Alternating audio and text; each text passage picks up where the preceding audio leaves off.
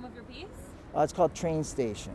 Okay, all right, so describe this to us. Well, this is about two people that met on a train, and the train, the 8 train, and the 8 train would go as in a circle, and it's a pattern. And that's kind of like what love is, and how people care about each other and they go in a circle. And so as the time went by, they ended up getting married, and as you can see, the wedding rings. But it kind of get an abusive relationship where the person, the dreams are there.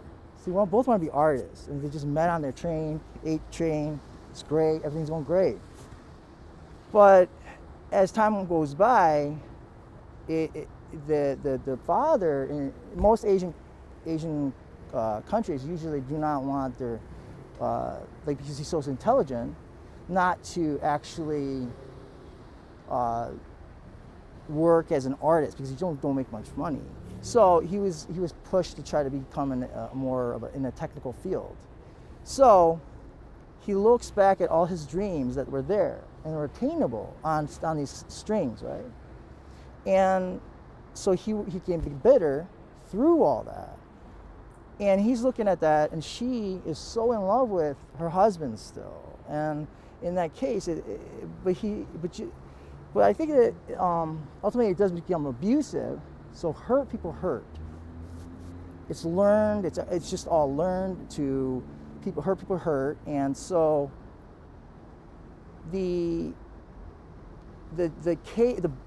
love there's 2 doves, and in the 2 doves there's his love is missing, but he's ultimately controlled. They're both free, but she's ultimately being controlled by her love on puppeteering type of thing.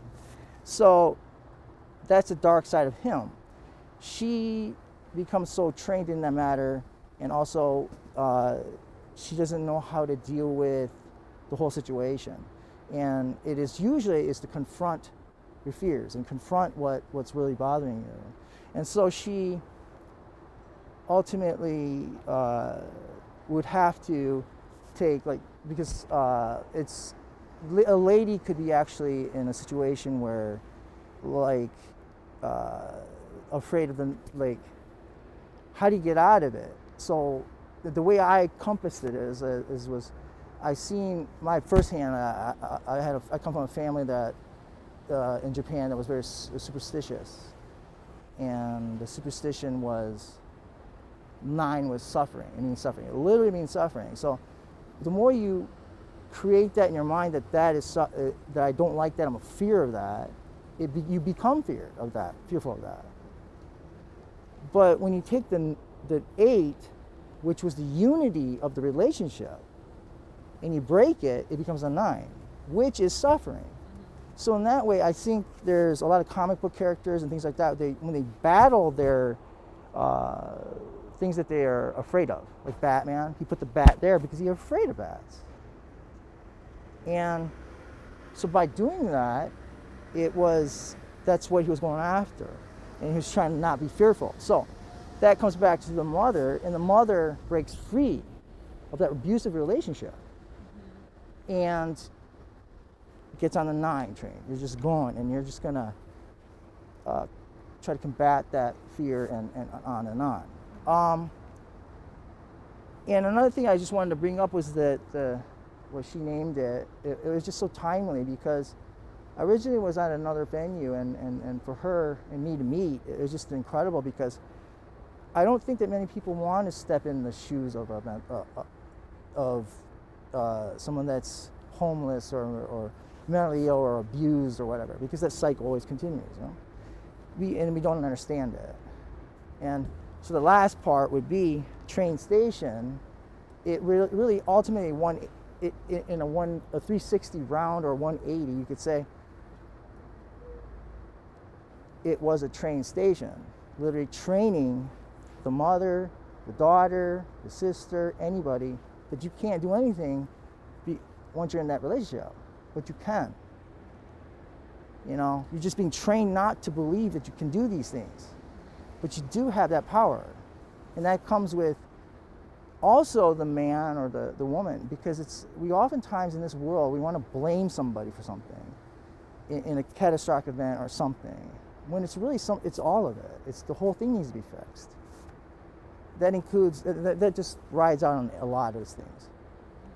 We need to look at the problem, and the problem needs to be fixed rather than just say, oh, these are the people that got hurt, these are the bad victimizers, and this, hurt people hurt.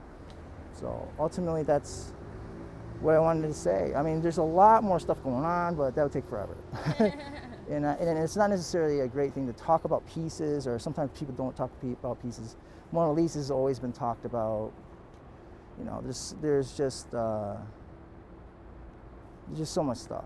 Yeah, so you got connected to this piece because abusive relationships can sometimes lead to a homeless experience. Yeah,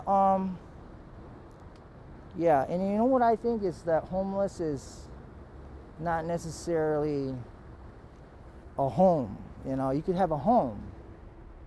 No father really, no mother really, or sister, or whatever you want to call it. They just don't talk to each other. Is that a home? I think a home is somewhere where you have people that love you and care about you, and you're there with them. And I think that Mel Trotter look at this, 100 years plus. And let's think about that, 100 years plus. And I don't think too many people pay attention to this place like that. They need to start paying attention to that, because you could be homeless, I could be homeless, and anybody could be homeless. And we just don't pay attention to that. And it's the wrong thing to do. We need to start taking care of people. So, and like I said, it's not homeless in the sense that you have a home on you're living somewhere. It's being kind to people, understand that people grow, change, in a good way, bad way, whatever it is. And she said, relationships. Relationships are crucial to all of this, and I think that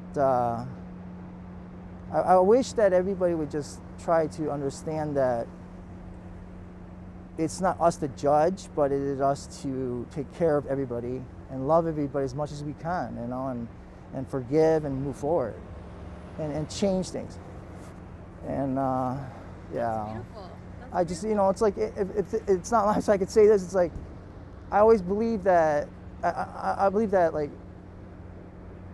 the misunderstand I like what Andrew Yang was talking about, and he ran for president. He wanted everybody to be like not pointing fingers and arguing and fighting. We know this already. We know that if there's hate, you don't go and protest against that. You love that. You try to understand them. Say, why do you feel that way? Let's change this. What do you need? What do you want to know? Let's talk. Ask questions. And people don't ask questions. You're asking questions, and that's good. But most people don't.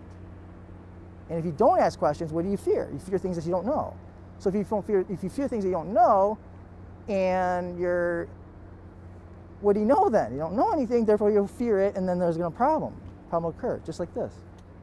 That's perfect.